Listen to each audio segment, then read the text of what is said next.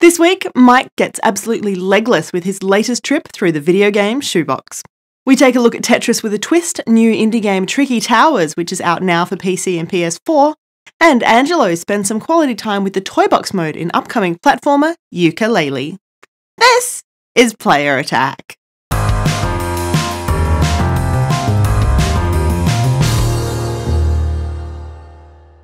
Hi, I'm Jessica Citizen, and this week we live in a world where thousands of people have asked for a refund on a free-to-play game after the team at Niantic changed the way Pokemon Go works.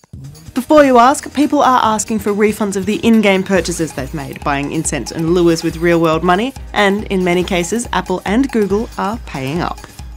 The update did bring some good things. It added the ability to customize your avatars from the profile screen, as well as tweaking a bunch of artwork and improving some memory issues.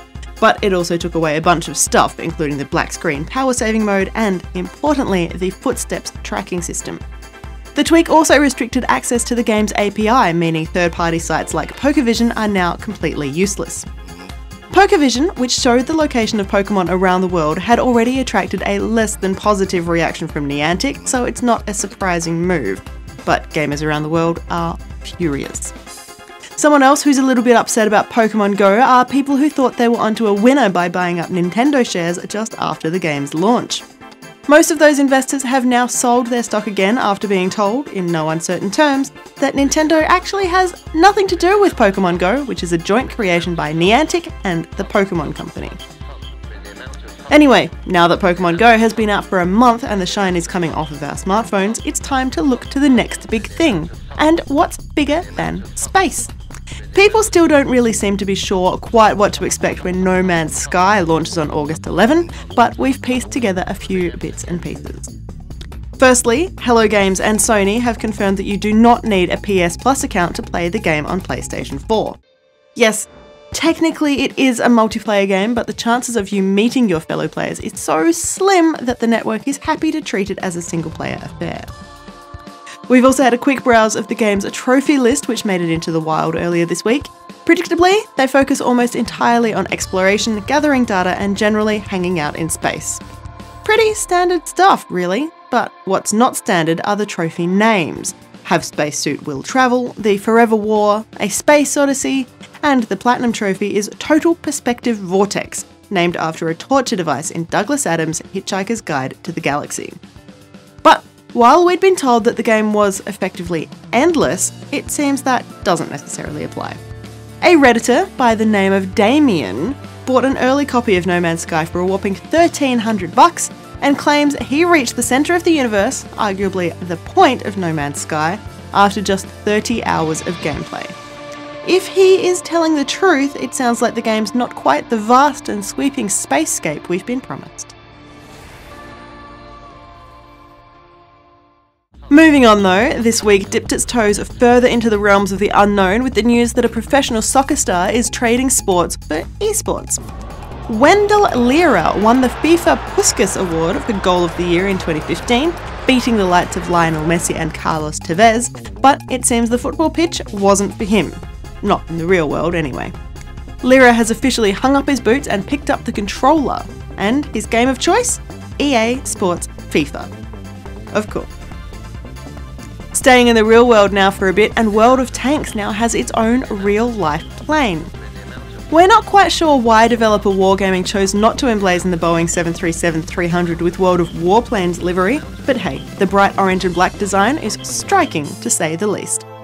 The plane has joined the fleet at Belarusian airline Belavia, with the painted slogan declaring that World of Tanks is a game from Belarus played all over the world. It took 13 artists 1,800 hours to cover the plane in 300 gallons of paint and 450 square metres of stenciling. Since its grand unveiling, the World of Tanks plane has zoomed across Europe, visiting cities including Minsk, London, Kiev and Moscow. We doubt it'll make it much further abroad than that, but it is certainly zipping around the place. And back to the world of video games, and here's some quick news. While we were all delighted to hear that Valve was helping Frontwire Studios work on a successor to Star Wars Battlefront 3, we're not really surprised that the project known as Galaxy in Turmoil has now been unceremoniously shut down by LucasArts and EA.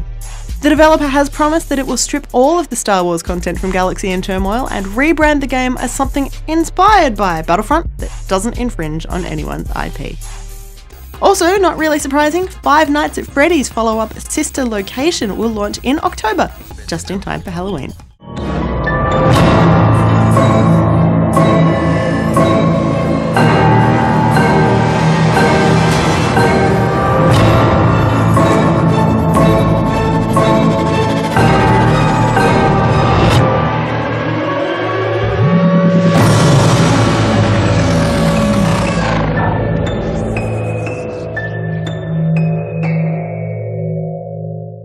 Whether or not developer Scott Cawthon can hold on that long is a different question, but that's the date that he's put on Steam.